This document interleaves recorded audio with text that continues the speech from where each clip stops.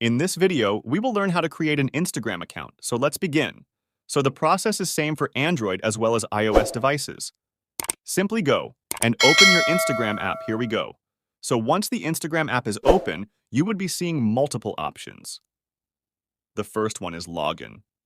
And in case if you are new to Instagram, you need to sign up to Instagram. So at the bottom, you would be seeing an option of sign up or create new account. So you need to create an account, tap on sign up.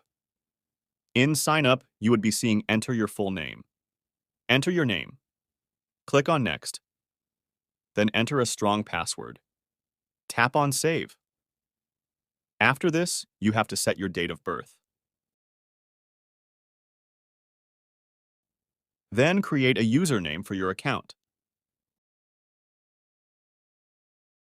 Now you have to enter your phone number or email. I will go with phone number.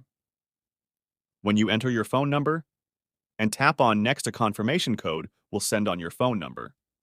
So you need to simply go and enter your code as it asks. So once you have entered that code, your account will be created on Instagram.